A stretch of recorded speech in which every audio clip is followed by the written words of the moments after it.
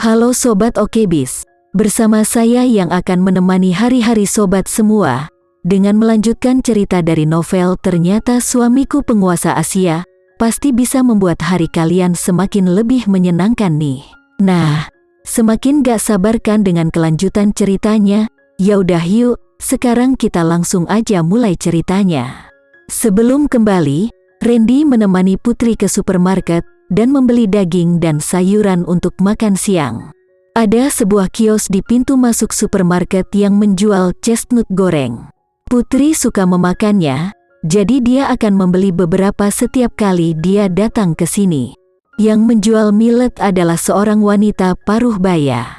Dia memiliki kepribadian yang baik dan suaranya sangat keras. Saat dia membantu Putri untuk bertingkah sok, dia bertanya, "Nak, apakah itu pacarmu atau suamimu?" Wanita suka bergosip, terutama ketika mereka melihat sepasang wanita dan pria yang tampan seperti ini. Tidak ada yang bisa menolak berpikir dua kali dan ingin bergosip sebentar. Mendengar pertanyaan ini, Putri tanpa sadar berbalik untuk melihat Randy. Setiap kali dia membeli sesuatu, dia akan menunggu di sisinya, membawa tas besar tanpa jejak ketidaksabaran. Dia kembali menatap wanita itu dan tersenyum. "Dia suamiku." Ketika dia mengatakan itu, Putri tiba-tiba merasa seolah-olah dia memiliki seluruh dunia. Memberitahu orang lain dengan keras dan bangga bahwa dia adalah suamiku. "Nak, ada banyak pria yang mau datang dan membeli sayuran bersamamu, tetapi hanya sedikit yang akan selalu bersamamu. Jika kamu menemukannya, kamu harus berpegangan erat. Jangan biarkan siapapun merebutnya, atau kamu akan menangis." "Ya, saya tahu." Putri dengan penuh semangat menganggukkan kepalanya. "Terima kasih, Bibi." "Ya, bagaimana orang yang begitu baik dapat dibawa pergi oleh orang lain?" Wanita itu mengingatkan Putri pada ibunya, seolah-olah dia seorang penatua yang sedang berbicara dengan anaknya sendiri. Bahkan, ibunya sangat mencintainya. Ketika dia menyetujui pertunangan dengan Andi Andrean, ibunya mengatakan ini. Dia menyeka air matanya dan berkata, "Putri, ibu tidak benar-benar ingin kamu menikahi seseorang yang kaya. Ibu hanya ingin dia baik padamu, mencintaimu, melindungimu. Tapi ibu tidak bisa membuat keputusan untukmu." Kadang-kadang Putri benar-benar ingin memanggil ibunya dan mengatakan kepadanya bahwa putrinya telah menemukan seseorang yang ingin ia habiskan sisa hidupnya bersamanya. Tapi dia masih belum memiliki keberanian. Mungkin bukan karena dia tidak memiliki keberanian, tetapi dia takut jika dia menelepon ibunya, ibunya tidak akan tahu perlakuan seperti apa yang akan dia terima. Lihatlah betapa baiknya suaminya, dia sering datang untuk membeli sayur bersama istrinya. Setelah Putri dan Randy berjalan agak jauh, suara keras Bibi itu mencapai telinga mereka. Putri menatap Randy dan tertawa, "Orang lain memujimu." Randy memegang tas di satu tangan, dan menggunakan tangan lainnya untuk memegang tangan Putri. Putri memutar matanya, "Apakah perlu dingin seperti ini? Cuaca di musim dingin sudah cukup dingin.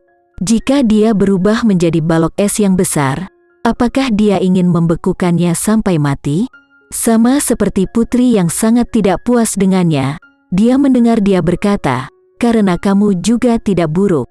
Mendengar kata-katanya, Putri mengerutkan bibirnya, mengangkat alisnya, dan mulai tertawa bahagia.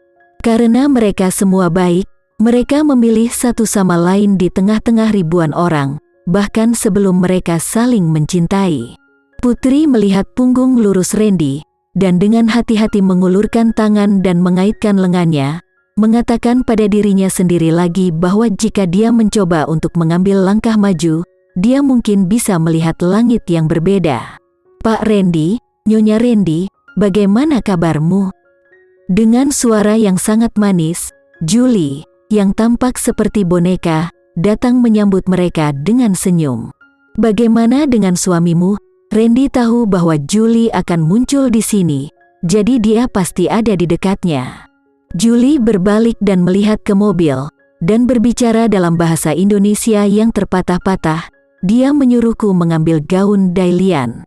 Mobil itu diparkir tidak jauh dari mereka, jendelanya terbuka. Putri menoleh dan dapat dengan jelas melihat bahwa pria yang duduk di kursi pengemudi memiliki rambut hitam dan mata coklat.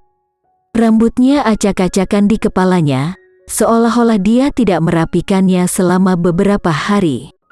Sosoknya adalah orang Italia, dengan rongga mata dalam dan batang hidung yang tinggi. Seolah-olah dia merasakan tatapan Putri, pria itu berbalik dan melihat ke atas, bertabrakan dengan tatapan Putri, mengungkapkan senyuman yang dalam. Putri merasa sedikit tidak nyaman di bawah tatapannya dan dengan cepat menarik kembali pandangannya dan menatap Julie. Awalnya, seharusnya aku yang mengembalikan gaun itu padamu, dan bahkan mengizinkanmu datang dan mengambilnya. Sama-sama, Julie jarang meninggalkan villa, dan sekarang dia punya kesempatan untuk melakukannya. Dia bahkan tidak punya waktu untuk bahagia. Bagaimana dia bisa merasa bermasalah, juga tidak pergi untuk menyambutnya? Mereka berdua harus menjadi teman baik, tetapi dia tidak berencana untuk memperhatikan mereka. Putri tidak bisa membantu tetapi berbalik untuk melihat Ivan. Dia adalah idola Ivan, desainer Italia yang terkenal. Namun, Ivan ini berbeda dari apa yang dia bayangkan. Dia tampan dan cerah di internet, tetapi ketika dia menatapnya, dia mengeluarkan perasaan sulit diatur. Saat itu, impian terbesar Putri adalah pergi ke Italia dan belajar dari Ivan. Agar dia pergi ke luar negeri untuk belajar dengan idolanya, ibunya telah menjual gelang zamrud yang telah diturunkan padanya dari nenek ke ibu selama beberapa generasi. Ibunya berkata, "Putri, selama kamu menyukainya, apapun yang dilakukan ibumu akan sepadan." Tetapi uang ibunya dihadang oleh ayahnya. Ayahnya memilih untuk menjadi seorang profesional untuk Putri, tetapi Putri menolak untuk melakukannya. Setelah itu, uang ibunya digunakan oleh ayahnya untuk mengirim Citra ke Amerika untuk belajar. Ayahnya kemudian melarang dia pergi ke luar negeri untuk belajar. Pada saat ini, idolanya tepat di depannya, tepat di depan matanya, seolah-olah tentakel dapat diperoleh. Perasaan semacam ini benar-benar sangat bersemangat dan rumit. Dia ingin berlari dan bertanya pada Ivan apakah dia masih menerima pekerja magang, dan jika dia ingin menerimanya, dia bisa memberinya uang receh alih-alih bekerja untuknya. Putri benar-benar ingin melakukan ini, tetapi dia menekan dorongannya.